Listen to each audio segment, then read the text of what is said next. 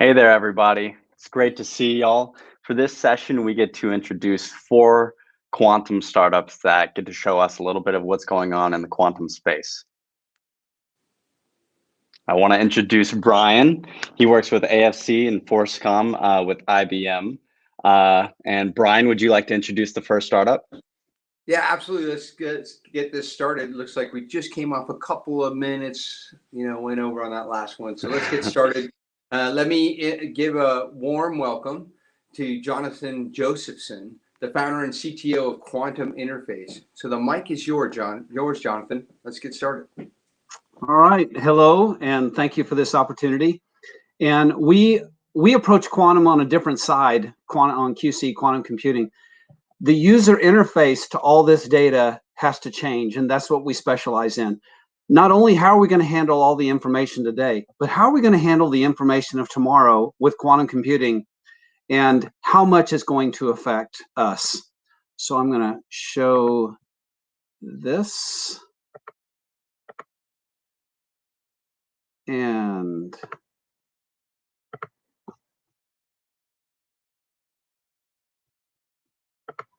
okay, so what we do is we take this complicated amount of data, and the quantum computing actually adds to this data, and we make this simpler to be able to interact with that data, see that data, and understand that data.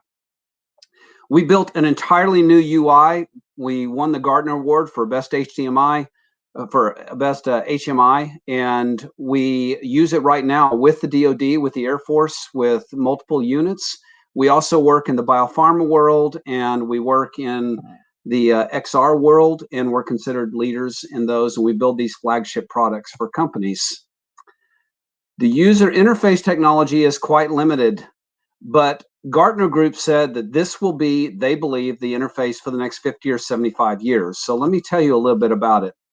What we have to do is, with a new interface, we need to be able to make it work the way that the brain does. It needs to be analog versus binary. So let's think about this as a field.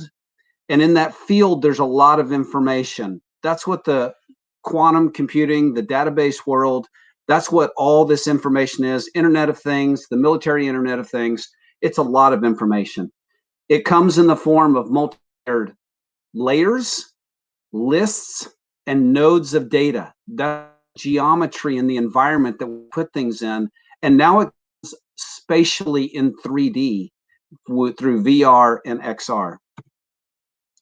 What we do is we analyze the user's motion of their eyes, their body, the mouse, any input device across any sensor that can sense that interactive motion.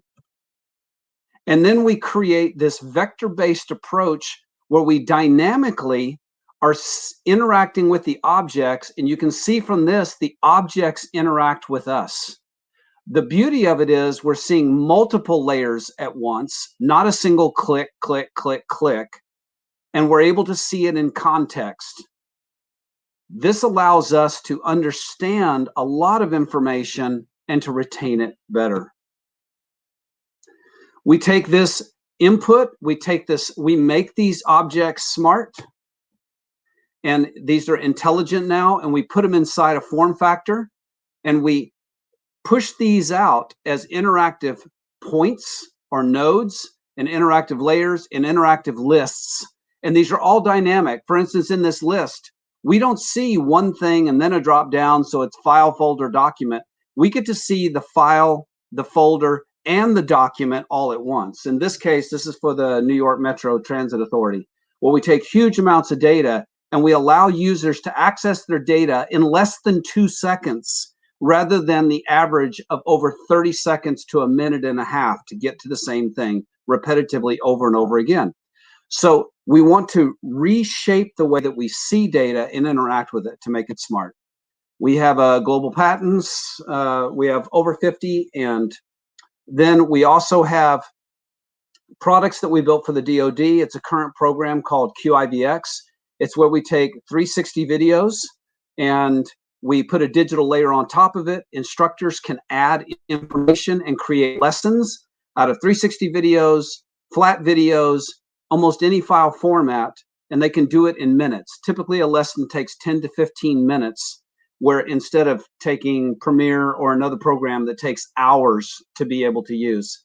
We work with the XR platforms for biopharma companies, and we provide both the DoD and the biopharma as SaaS products. And then we also have our SDK that on a limited basis, we partner with companies to be able to bring this new kind of interaction and this new kind of methodology and embedded inside of their systems. For the Air Force in particular, we're currently used by the 355th and by the 149th, the 535th, PTN, and several other ones. Looks like the Thunderbirds will join on, and we're working to build out this system. This was a phase 2 that turned into a commercial product. As soon as we finished the phase 2, it became licensed, and we're building out those right now. That's the plan. And everything that says currently is sort of how we've exploded on our growth with the U.S. Air Force. Now with Aloha Spark and with the 19th with others, we're wanting to take this Air Force wide. That's what actually they would like to do. And we are working with, we're talking with others in terms of the ABMS and JADC2 and the data visualization aspects. As a company, this is real quick, shows what we went for from May through September last year with the phase 2, and then how the projects are ramping up. These are some companies that we typically work with, and this is our team. This is our core team. We ramp up to about 35 people when we need to, using partner networks and contractors. And this is what some of our customers say about us. And we understand the XR world and the hardware that goes with it. And we want to be able to bring that and make it ready for the explosion of data and the speed that's going to be available. Of course, the pipeline up and down of the speed is important through the hardware, as we have cloud-based systems, but on localized systems, we want to take advantage of that speed at speeds that the brain can handle at the speed of decision making. And that's what this interface gives.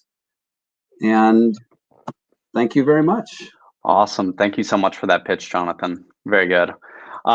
So my first question is kind of a layman's question, because I'm not very involved in quantum computing, so I want to understand this better. So does QI actually use quantum computing, and how is that applied?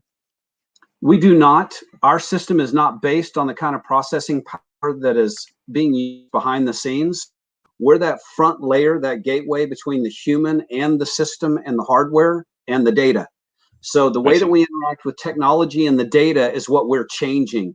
The beautiful part is that as eye tracking systems come to speed, we understand what you're thinking and what your intent is, and we can cause the system to respond to that intent. Well, that system through quantum computing is going to be able to respond a lot more accurately and with a lot more contextual data to compare and contrast the real thing I want, so I understand it in the whole ball. I see. Thank you so much. So I have a question from the audience. Anton Vedeshin, I hope I pronounced that correctly. He's a PhD and he has a question. I read before that quantum computing is missing error controls big time, and potentially 1,000 physical qubits needed to make a stable 1 virtual qubit. So we are still too far away from stable calculations. Now, that's not really a question, but it was posted here in the chat. Here we go. Brian, I'm gonna let you go ahead and ask one of your questions that you actually posted in the chat that you had for Jonathan. Yeah, Jonathan, so I'm involved with Army Futures Command. So I'm wondering if you've talked to the situational training environment cross-functional team. So they're trying to build the AR/VR future of the Army. If you've talked to any of those guys, I'm sure the network cross-functional team would love to see the visualization of data at speed. They're having a huge problem with Project Convergence in this space right now. I would love to. we have not yet. We started through the AFWorks program, and it's been now a race to stay up with the things that are wanted. And I just had a conversation with Tim a couple weeks ago, which is the very first conversation inside of the AAL or the AFC. We have not, we'd love to go in there. We just haven't been in there yet. All right, wonderful. I think we're going to have to move on to our next startup. Jonathan, thank you so much for your time and thank you for your pitch. So next up, we have Pranav Gokhale. I hope I pronounced that correctly. He's the co-founder and CEO of SuperTech. So Pranav, how about you go ahead and take it away? Great. Thanks so much for having me here. And just as a sanity check, can you see my screen share? Yep, now I can. Perfect. Awesome. And let me reset my timer. So I'm Pranav. I'm the co-founder and CEO of SuperTech, and it's a pleasure to be with you here today. Let me just tell you a little bit about our background. So we're a spin out of quantum computing research from the University of Chicago, and we're actually directly embedded in federal research through our incubation by this CRI program. It's Argonne's incubator program, so that's kind of cool for this audience. And we're also funded by $500K in venture investment from these three investors, George Schultz, Mary Tolan, Third Stream. And we've also been awarded multiple non-dilutive grants from the DOE and from the Air Force. So let me tell you about what we're building. Basically, we were founded on the observation that the traditional computing stack for classical computing is not a good fit for quantum computing. And the reason for that is that if you look at the stacks today for quantum computers that have been proposed, this is actually from an award-winning paper, it just looks like a traditional stack, except they sprinkled some Qs through it. And that's kind of appealing. It's very familiar. But the catch is that it leads to the separation of the computer science at the top and the physics at the bottom. That is the applications that you'd care about and the hardware that quantum companies are building today. And every time you go through one of these steps, there's a 5x efficiency loss. And in total, there's a 100x efficiency loss that we're trying to bridge. And in particular, we're bridging this gap from the physics and the computer science using something called cross-layer optimization. And this is this idea that we can take code that addresses some end user application at the top of the stack and directly shortcut it and compile it down to the quantum chip at the bottom of the stack and generate these analog pulses that the customer never has to deal with, but we can really optimize. And this is one of our examples of our key enabling technologies. This one happens to be patented, so we have IP defensibility here. So at the end of the day, what we're building is software that aims to get 5 years worth of hardware progress, but virtually through software. It's sort of like using our software today would be like using a quantum computer from 2026, except you get it virtually today. And these are some of our publications that make steps towards these 5 years of progress. 2 of them are actually patented. And because we have this ability to accelerate the use of quantum hardware, we really have 2 target customers in mind. The first is hardware companies such as IBM, who kindly invited us. They're a partner of us, and they invited us to this event. And our value proposition to hardware companies is that we can help them build a better quantum computer than their competitors can. And on the application side, we're targeting companies in defense, energy, and finance that aim to realize quantum speedups sooner than otherwise possible, accelerating that timeline by 5 years. And now, given the audience here today, I was just going to spell out some of our vision for quantum opportunities in defense. So if we look at the whole stack for where a quantum computer handles an end user application, it starts with some application. Let's take, for example, aircraft identification based on radar signature and flight maneuvers. Here we would be interested in anomaly detection for national security reasons, for as one example. And so how do we get this to a quantum chip? In short, we convert this to a quantum algorithm, we compile that quantum algorithm into code, and then we turn the code into pulses, and then the pulses run on the hardware. And our expertise is at these 4 stages on the right hand of the stack, beginning with this entry point. And just to point out one particular area, this first step of converting to a quantum algorithm, we've devised this technique with MIT and Princeton called core set clustering that enables a very large data set, like aircraft photos, to be compiled down to a very small quantum computer, which is appealing given current experimental constraints. And so that's where we are. This work was actually recommended, in fact, has been funded for follow-on funding by the Air Force. So at the end of the day, what we enable customers to do is get a fully optimized quantum pipeline, and they can bring in any applications they want to. So a little bit about our team, relevant to this audience and the industry we're in. We are all US citizens, which is helpful for working with defense, for one example. And I graduated from the University of Chicago with my PhD in quantum computing last year, where I met my co-founder and actually my PhD advisor, Fred Chung. Fred is actually the director of the NSF's largest investment ever into quantum computer science. This is a project called EPIC. And that's the project that we've actually been able to recruit our team from, which has been great. So just to wrap things up, we have this interdisciplinary expertise in intellectual property that will enable us to close the gap from quantum computers to practical applications. We have value to both hardware companies like our partner IBM and to energy and finance defense companies. Stay tuned for a big announcement coming up soon. And we have an experienced team that has a resource advantage through our incubation in the government research, as well as a recruiting advantage through EPIC. So I'll take 2 minutes for questions. And in addition, if you'd like to get in contact with me, feel free to email me at pranav@super.tech. We're very eager to partner with customers and run pilots for your technology. And I'm happy to take questions. Hey, Pranav, awesome pitch. Appreciate the timing of it and the crispness of it. So the first question comes out is how well does how do you scale the software to larger devices and larger challenges? So, you take that one of aircraft, let's just say, do all things that are threats to the DoD. So. Yeah, that's a great question. And it does seem like a very challenging problem. The saving grace is that there's this sort of new research on something called a QUBO, a quadratic unconstrained binary optimization.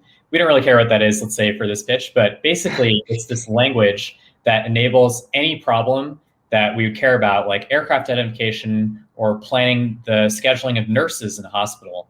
And all those problems can be described as QUBO. And in fact, this is one of our specialties. And once you have it in this QUBO format, a quantum computer is a really good machine for solving that kind of problem. So in short, all these problems that are optimization or machine learning problems can, in one way or another, be described in a format that runs on a near-term quantum device. Awesome. So, all right. So you showed like 5 or 6 entry points where your team can enter into. Which one of those is the toughest for your team? And I know it depends, but on average. That's a good question. I'd say it's given the earliness of quantum computing today, there has not yet been a convincing demonstration of practical quantum advantages, though we think it's just on the cusp of it. We have unpractical quantum advantages so far, so it's not too far away. So I think it's really that left side of the stack, the applications, in the sense that it's hard to show the potential of quantum until we really see the financial gains. But we really think that's going to happen in 2 years from now. Awesome. Thanks again for your pitch and for the questions. Adam, I think we're right on time for the next introduction.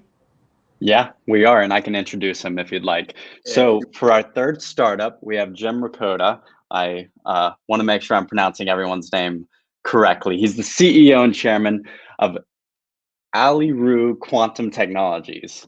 So super excited to have y'all. Would love to get you up here on stage. Jim, did I pronounce your name correctly?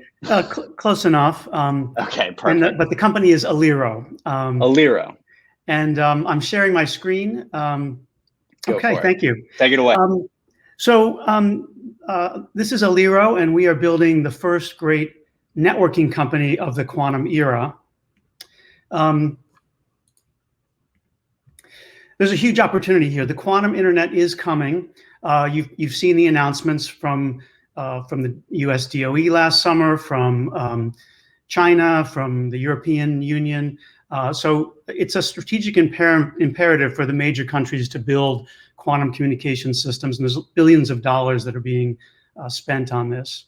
We're the first mover. We are a pure play quantum networking company. We're the only one that I know about, and our founder and CTO is one of the leading lights in quantum networking, one of the world's experts. Her name is Professor Preena Rang of Harvard and Caltech. There's already a near-term use case for the quantum internet.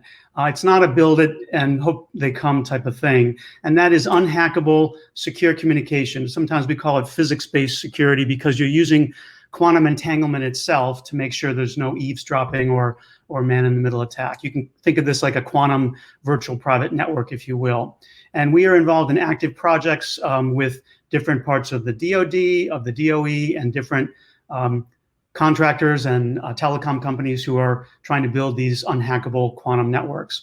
This works on fiber in the ground as well as working in space, which is a big interest when you think about things like quantum sensor networks that are being developed. There's massive long-term potential here. This is one of those big bang moments in computing. And if you're a company like Aliro, that's one of the first companies in quantum networking, you get a chance to set standards. And our goal is to become the Cisco or Juniper of quantum networking. Why is this happening now? Well, there's already been a lot of investment in quantum computing, hundreds of millions of dollars, and the big tech companies have already jumped in. You know the names, Amazon, Microsoft, Google, et cetera. In some ways, if you're an early stage investor, quantum computing has left the gates. Quantum networking is the next big space race, if you will, with lots of money pouring into it, lots of chance for non-dilutive funding. Commercially, the service providers know that this is the wave of the future. What are we building? We're building a software platform. You can think of it like a software-defined network, a stack that will involve the control plane for quantum networks, as well as our first product is a simulator and emulator, because the first step in building a quantum network is trying to figure out which repeater do you want to use, which quantum memory, which routing protocol, which entanglement distillation protocol. Distributing entanglement, high-quality entangled photons is the core service of the quantum network, and that's what we're focused on. We've got quite a bit of traction. We got our seed funding from VCs in 2019. We won 2 contracts with the Air Force last year. We are part of the big NSF Center for Quantum Networks that's based at the University of Arizona. We are also participants in the IETF working group on quantum networks, and that's where a lot of standards activity is going to go on. We have an early pipeline with some of these test beds that you have heard about that the DOE has at their labs in different parts of the US. We're talking to the DIU about some of their projects involving secure networks, and of course the Air Force. We are the only company that has a world-class quantum networking team already. We've got Professor Narang as our CTO. She knows who all the people are in this field, and there's only a handful, so we have a chance to aggregate talent.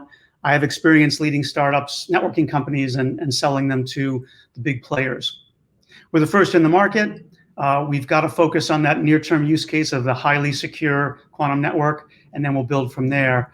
And we've got a good roadmap that lets us first ship the SaaS offering for simulation and emulation, and then follow up with the control plane for entanglement as a service. We are hardware independent. I think that's pretty clear, but I'll make that point again. So quantum networking is a huge opportunity for many decades ahead. It's starting now. There are use cases that can be deployed this year and next year, and there's projects that we're engaged on, the idea of the unhackable network. There's a lot of non-dilutive funding, which is good for investors. We're the first to market, and we have a great team, a world-class team for this space. So that is Aliro, the first great quantum networking company.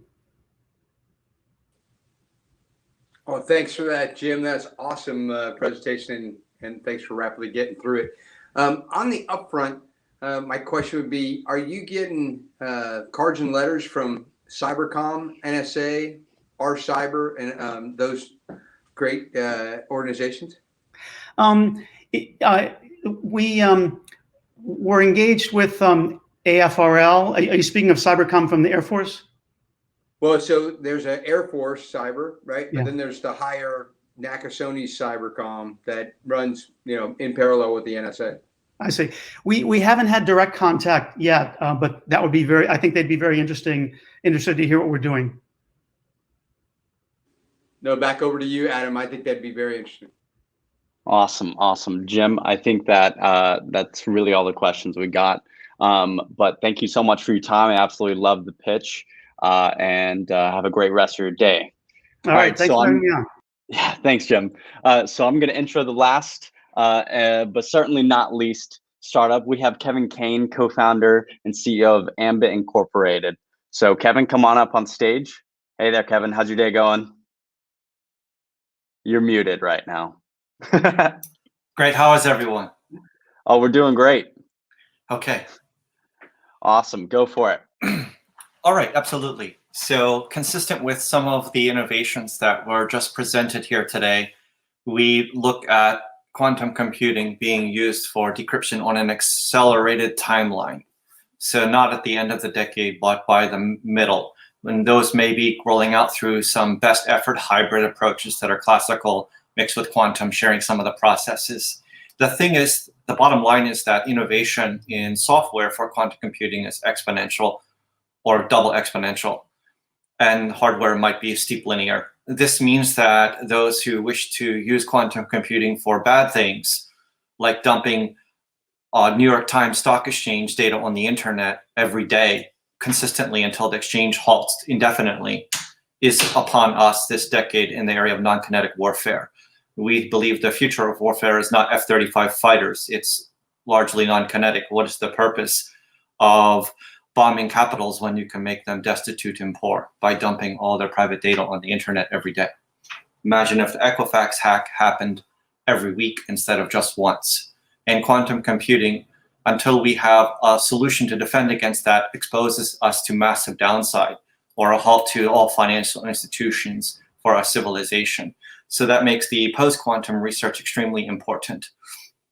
And there are only theoreticals and no red teaming yet for post-quantum encryption. So there is a NIST final phase candidates for post-quantum encrypted stream ciphers for post-quantum security. And we believe we selected what will be the final down selects after being reviewing the internal discussions with the cryptographers and following them every day. So as a result of that mission, we are deployed and announcing a post-quantum version for what's just a consumer VPN that we're going to pivot to business and enterprise. At the same time, we are working on a partnership with a quantum algorithm developer that's pretty well known, so that we make sure that we understand as a technical expert the risk to quantum computing and defending against all the future possible attacks that are possible against our networks as a result of their unique capability. It's really important from our perspective to explain to our customer that there is a type of problem that quantum computers can solve that classical computers cannot, but it doesn't mean that all problems that quantum computers can solve, with classical computers, you can develop encryption that is supposed to be resistant against the unique type of problems quantum computers can solve. It's a very technical space, and sometimes we go a little bit too deep, but we want people to understand that there's a lot of snake oil in this space, and then there are people that are very specific in trying to understand this really complicated problem that is somewhere in a mix between cryptography, physics, computer science, and networking. And so we put a very genuine effort of being subject matter experts in this, because like as we said, what's at risk is civilization. What is at risk is all financial institutions. It's our view that RSA at all levels to their limit eventually will be broken. And 124 will be broken sooner than later. So this is extremely important for us as a company. We recently engaged some people with DIU and as well as NPS, the Naval Postgraduate School, and a number of other parties, and we are preparing some red teaming with our current solution with the best of capabilities that exist today. And as quantum computing continues to advance, we'll continue to red team. If we learn that there is a flaw in our implementation, or if we learn that we should choose a different cipher, then we will adjust. Our ultimate mission of the company is just to make sure that our financial institutions space, also in the warfighter, that we are resistant to bulk decryption and systematic. And I can talk for hours and hours upon that because it is our daily trench work. But we have currently 1,200 customers on a soft launch with a consumer VPN built on a more modern protocol. Those consumer users on our soft launch are around the world. We are a post-revenue company. We raised and completed $1 million seed round. We have some really well-known investors in our fold. We are looking to raise $3 million at a new market cap as we look to expand our consumer line and grow our user base, and then move into business and enterprise and build out those capabilities from insider threat detection to Okta integration and so on. Our point of view is that within 5 years, we can have this landslide profit opportunity when the first quantum attacks start occurring.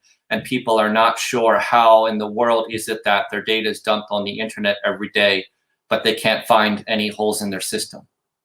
And when that day comes, if we're positioned with the right technology and some traction, we could pick up 100 enterprise customers in a year as the people that spent the last 5 years knowing what we're talking about in that space. Thank you. Wow. Like an existential threat to end the startup showcase. Thanks very much for that, Kevin. So the third-year veteran, I'm absolutely passionate about what you're talking about. So one of the big things most people maybe don't know is #1 national security objective for our country: protect the homeland. And so this is directly in line with what our presidents and our national security strategy use. So I'll ask you an odd question on that. So how do you attract team and talent for what you're doing? And it's kind of a forward-thinking space. How's that working? And do you have any tricks of the trade?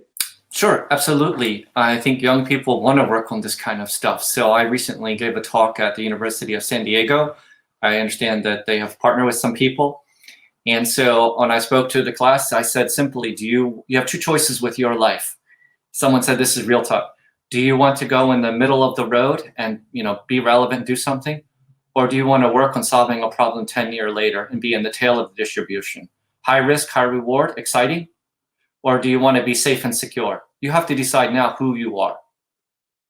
And of course, a whole bunch of people reached out to me. So just by being very honest about that, this is not for people looking for a stable life. This is for people looking for a fight. And there's a lot of people like that. You'd be surprised. Oh, no.